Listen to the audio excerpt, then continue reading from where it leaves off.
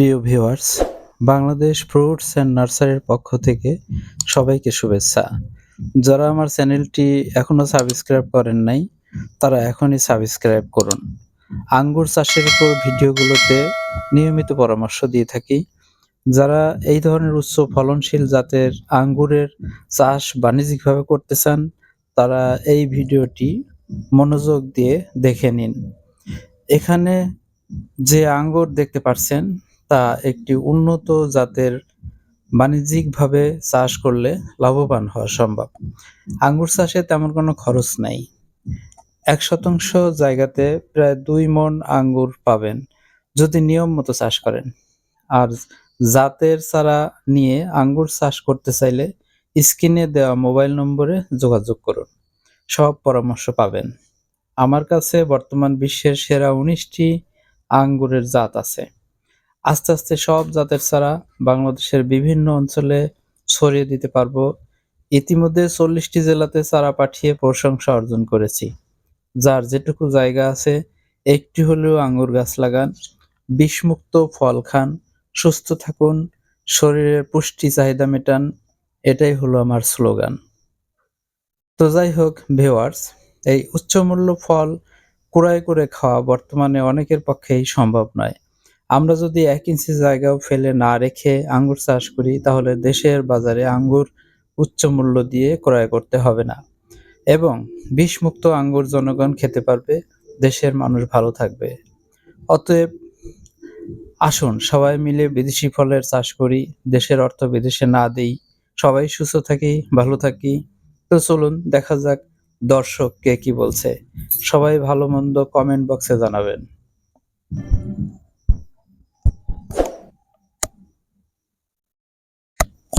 কে গেছে, এগুলো 7 দিন রাখা যাচ্ছে না।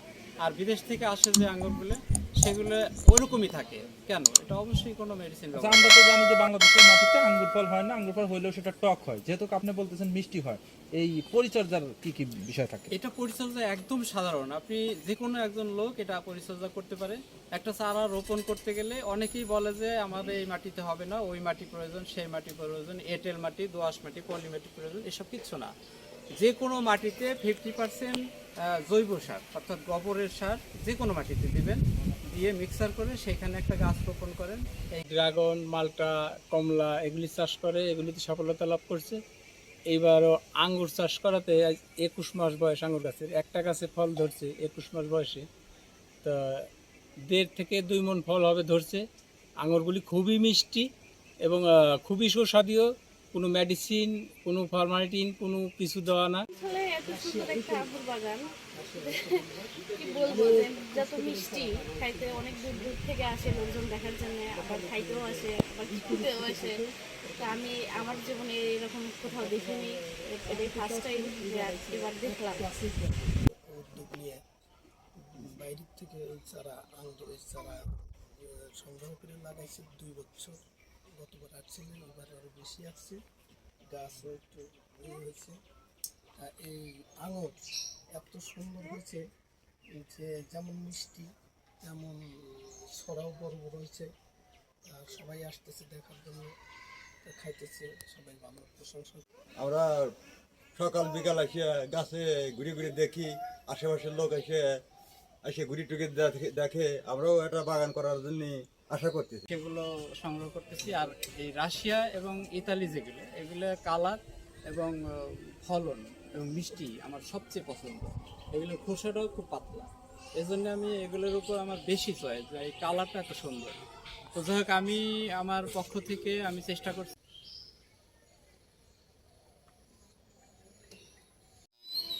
300 গ্রাম, 400 গ্রাম, 500 গ্রাম, 600 গ্রাম পর্যন্ত আছে এক একটা ঝোপা। তো এরকম আঙ্গুরের চাষ যদি আরও মানুষ করে, তাহলে আমরা আমাদের দেশের জন্য অনেক উপকার হবে।